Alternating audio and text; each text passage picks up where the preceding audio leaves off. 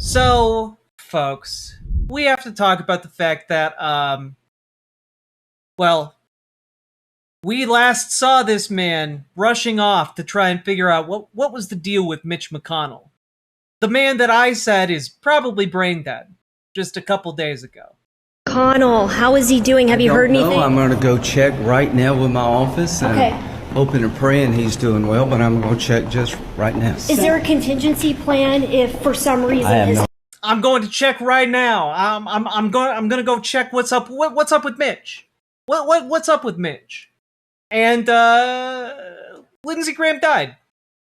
He died at 71 years old, and here is the headline from Fox News. He had a brief and sudden illness in the form of an aortic tear, which killed him in what is reported to be maybe one of the most extraordinarily painful ways to die ever. It's apparently one of the most extremely painful ways a human being can die. And, you know, I don't think it's really fair for me to say... Oh no, they fucking got MLMAO. I mean, I don't think they got him. Unless by they you mean, like, I don't know, going to Disneyland too much and like, I don't know, living too large on life. But let's just take a moment. You know, we won't say the kind of man Lindsey, he we was. need a soul to power Mitch's phylactery. We held a vote and decided it was going to be you. Trump probably. Probably. Some kind of dark bastard magic. Mitch drained his life force. Like a vampire, McConnell learned his technique from watching J.D. Vance do it to the Pope. I mean, I don't think you guys, like, Lindsey Graham didn't have that much life force left, okay? Clearly. But let's let him, commemorate himself in his own words. So I just want to say I feel good about the Republican Party. I feel good about where we're going as a nation. We're killing all the right people and we're cutting your taxes. Says that, dies.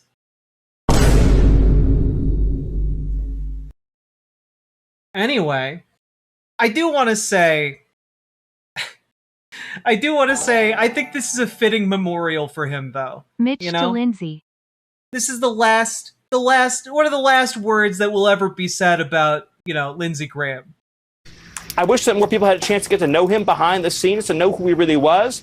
But the man was a force of nature, a force of life, and he's someone we're still going to be talking about 100, 200 years from now. Well, Stephen, my favorite part of... We're going to be talking about him 100, 200 years from now. A force of life dies. Interesting. There's a lot of he's going to be talked about for an eternity going on, and it's just like, no, he's not.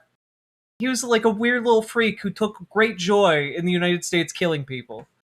Like, he was despised in Congress by other Republicans. Couldn't have happened to a better Grindr user. He was also, for a very long time, rumored to be a, confirmed bachelor. I'll use the euphemism. And, couldn't have happened to a better Grindr user, indeed. Thank you for the $10 super chat, anime sidekick gal. And so, it is one of those situations where it's like, oh, okay, well, why, like, what do we have to say about this? Where could this possibly go? Right? And it's that, turns out, Republicans don't actually have that big of a majority in the U.S. Senate. So, Lindsey Graham being dead, and Mitch McConnell being AFK, well, that poses quite a bit of a problem, right? It poses a big problem. You got here pressure mounting for Mitch McConnell to return, because he's basically they need every vote they have in the Senate. They need it. They're desperate for it. And to that end, I do want to point out Mitch McConnell was forced to emerge from hiding, allegedly, after Lindsey Graham perished. Now, I could read you a bunch of this, but basically, in this entire statement, Mitch McConnell talks about how, oh, I survived childhood polio and I have problems moving around and I'm old now and I fell. So I fell and I got sent to the hospital. And then I got a mild case of pneumonia. Now, I do want to say, it's entirely possible. It's entirely possible that, like, Mitch McConnell just had a fall and got a little pneumonia and is recovering from it. But also, he looks rough. He looks rough, and you know he had a fucking campaign staffer there shoving this newspaper under his fingers in order to make it look like, see, he's alive. He's holding the newspaper from today. Which, you know, he was. Internet sleuths found the newspaper, confirmed it was from, today. But, all of this is complicated by something else here, which is, well, other Republicans don't seem to think that's Mitch McConnell. Here's Ron Johnson. The election. Now, Mitch McConnell. Can we talk a little Mitch McConnell, too? Because I saw a picture that I'm not sure I believe is actually Mitch McConnell from the hospital after. Pneumonia puts you out of commission for a month. You can't and shouldn't be in Congress.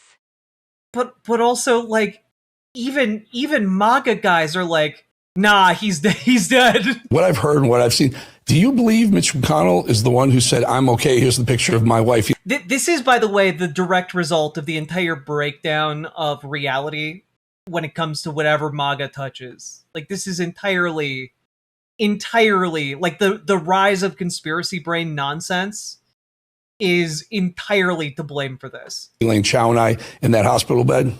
Well, I just heard from some other source that was an older photo. So I really don't know. I haven't talked to Mitch. I certainly wish he and his family well. I hope he can recover. It's sad to watch people age, no matter who that person is. You know, I've served with Mitch McConnell for 16 years. Okay, obviously I disagree with him on a host of things, but I also know he loves this country. He loves the Senate. He reveres the Senate.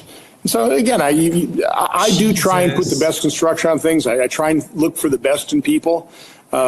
Mitch McConnell also loves his country, so I wish him well. I hope he recovers. I hope he can come back and contribute and vote with the president's agenda. So the election now. Ron Johnson, another member of Congress, is just like, well, I don't know, looks fake, and also I have some unnamed source that also says it's fake. And it's just like, oh, okay, well, if we're really at the point where different Republicans in Congress are just like, nah, this guy who is the former leader of the Senate, nah, he's faking it. He's dead. Like, that's crazy. That's where we're at right now. But the thing is, either way, if he's alive or dead, he's been in the hospital for a long time. And, like, it doesn't really make a difference. Like, if he's too old to do his job anymore, if he's too old to make it to the Senate, it's a terrible, terrible position for Republicans right now. Right? Because, and of course, this story got picked up by the Hill and such. He's not sure McConnell photo with Chow is new. Uh-oh. Yeah, all the shit is melting, indeed.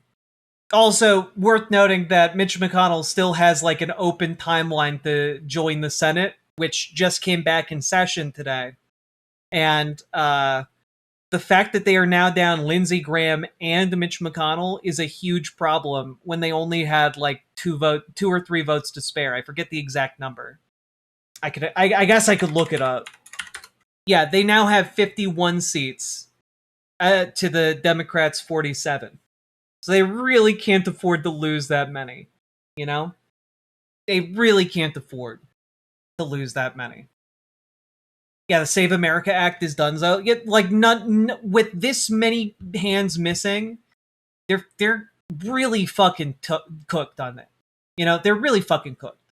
It is worth noting, however, that Republicans love monarchy so much that they've decided to treat Lindsey Graham's seat as if it was a hereditary title. and they have chosen his sister to hold his seat for him, and like I'm actually agog. I'm aghast. Like I just it's nepo baby bullshit at its finest. It's also like of course Lindsey Graham's seat would be inherited by his sister. Yous were serious? Yeah, I'm serious. South Carolina Governor Henry McMaster announced at a news conference at the State House on Monday that Nordone would serve the remaining months on Graham's current term, which expires in January. Senate Majority Leader John Thune said that Wait, afterwards she would be sworn in this Tuesday shit. afternoon. Wait, what? I don't believe this shit? Yeah, it's all cartoon, like, villain bullshit. Can they do that? Yeah. Only a handful of states in the country have, like, special elections to fill vacant seats like that. A lot of governors have the ability to just appoint someone into the seat. It's... I don't know. The times we live in are so fucking stupid. Everything is so stupid right now. Is she even a politician? My understanding is that she has been like bouncing around the bureaucracies of politics on the state level for some time. Oftentimes with Lindsey Graham's help. So like it is really some nepo baby bullshit. And of course, you know, you've got the establishment Democrats like Jim Clyburn over here congratulating this development. I congratulate Darlene Graham Nordone on her appointment to serve as U.S. Senator for the state of South Carolina for the remainder of the 119th Congress. While this moment comes in the shadow of the profound loss of her beloved brother, it is my hope that we will continue to diligently work together as we have in the past. I wish her success as she takes on this new role, and I have confidence we will use every opportunity in the months ahead to do all we can to make America's greatness accessible and affordable for all.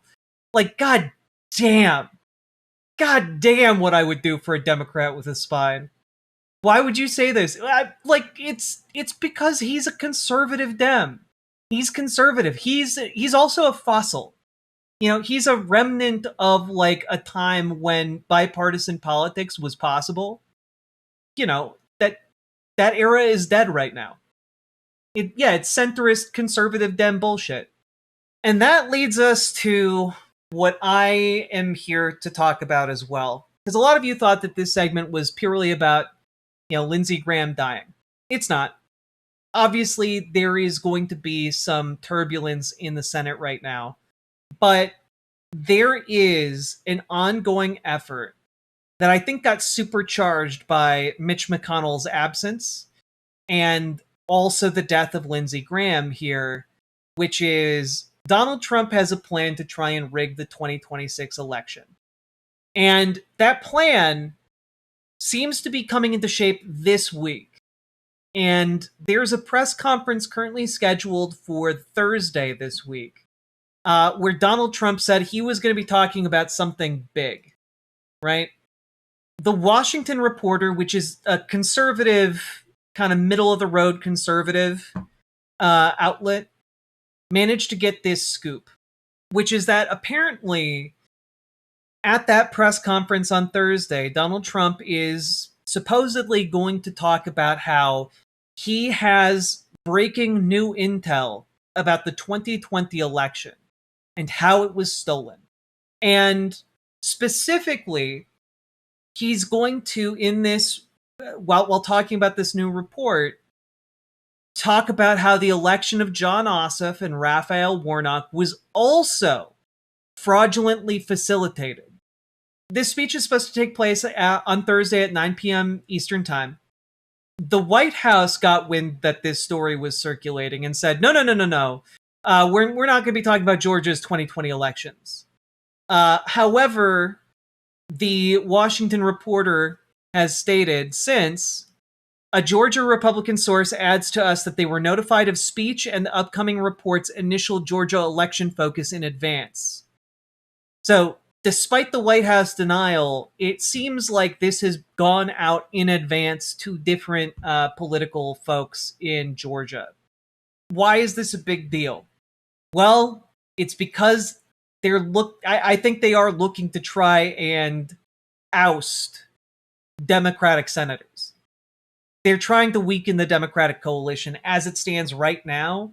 And this is actually pretty scary in the sense that this is something that Donald Trump genuinely, deliriously, delusionally cares about, that no one else in the entire country cares about, which is whether or not the 2020 election was stolen, which obviously it wasn't.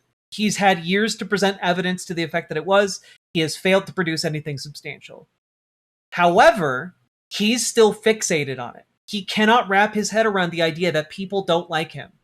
And so what is going to happen here, if this does come to pass, is that they have a trumped up report that they are going to try and use to pry Jon Ossoff and Raphael Warnock out of their Senate seats in order to reduce the vote power of Democrats in the Senate so they can try and ram through stuff like the SAVE Act. He can't just sack 2 senators. Like, of course he can try, you know. Why them in particular? Because remember, he called Georgia to find himself like 11,000 more votes. The only way he can wrap his head around the victory of 2 different Democratic senators and his loss in Georgia, the only way he can wrap his head around that is, oh, clearly it was stolen from me. It's a pride thing. It's a pride thing, and also it is strategically good for him to get rid of Democrats in office. From his perspective, they are stopping him from doing the thing he wants to do. When we are in the area of how do we mobilize against this, getting involved with your local Dems, get involved with your local DSA, march, go to protests, you got to do that groundwork. The groundwork is really, really important. And the first step to mobilizing against this is to mobilize at all. Do you think this is related to whatever the fuck Tulsi was going down there a few months ago? Yeah, Tulsi Gabbard was trying to... They've been trying to cast aspersions on the Georgia election for a while. Your show helped me to form questions. Some of them had actual plans, others just had vibes and platitudes. Squirrel Knitter, I'm glad my program can be of assistance to you. Thank you for the $5 super chat. Very much appreciated. I would say one thing you can do, you can volunteer to help facilitate the election. You can be like a poll watcher, or you could even work at the polling place if you would like. They do pay you for your time. But like, you can get involved in the election process. You can get involved with your local political party. You can get involved with your local DSA. This is very, very important. It's important to be able to do this shit. Could calling my senator be of any use here? Never hurts. Never hurts. Aren't those seats up this year? I believe Lindsey Graham's was up this year. I'm not sure about Mitch McConnell's. I think Mitch McConnell's was. And Jon Ossoff is definitely up for re-election. I don't know if Warnock is. I'm an avid poll watcher. The dancers are really good. Hey, Sake Tanuki, thank you for the 5 tier 1 subs. Appreciate you. Okay, no, I don't think he'd be able to get rid of Raphael Warnock, but maybe he'd still try anyway. Felt that one coming? Indeed, Small Frog. So, all that being said, folks, I am really worried about where this is going to go, especially because there are other sources that are reporting that Donald Trump is planning to specifically talk about how the 2020 election had foreign election interference in it. Given further reporting that it specifically targets Georgia, no one on earth is going to give a shit about this except for Trump loyalists who are going to view it as it's meant to be viewed, which is as effectively declaring open season on, like, you know, delegitimizing the 2020 election in order to weaken Democrats. Because again, we've seen time and time again that, oh, they don't care about breaking the rules as long as their side benefits. They don't care about breaking the rules as long as their side benefits. Honestly, if he goes after Ossoff, it would turn him into a lib hero. It would absolutely. Anyway, folks, I'm worried. But I think a lot of these absences from Congress are making a lot of folks in Washington, in MAGA world, it's spooking them. Because what they're starting to see is the shadow of accountability.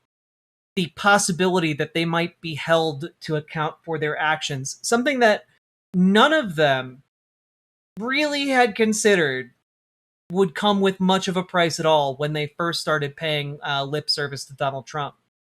They've now been dragged down into the mud, and a lot of them are now on the hook.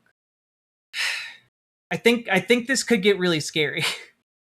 I hope it doesn't, but there are a lot of pieces in a lot of really awful places right now. Logan Hill, thank you for the gifted membership. Anyway, folks, get organized. Join your local Dems. Join your local DSA. Get involved today. Join our Discord. Reach out to GamerG for DSA. Reach out to Dragonfly for help with your local Dems. And folks, if you got anything out of this, hit the like button, hit the subscribe button, and do consider dropping those subs, donos, memberships, super chats, because you guys make this show possible. And last but not least, check out ImogeneOlivia.com, gender euphoric lingerie designed from the ground up for trans femmes, also tested with cis men, cis women, non-binary folks. It is comfortable, sexy, non-tucking lingerie. And we just got restocked. We got restocked on everything, more sizes. There's also a new color. Go check it out, ImogeneOlivia.com, gender euphoric lingerie. Link down in the description. Let's keep on going. Riverboat Jack is coming to town. All the viewers gather round. Twitch and YouTube is where she streams. All that content is bursting the scenes. Politics, dating, plenty more. Her sense of fashion you'll adore. So grab your stuff and hop aboard. We're going straight to Jack's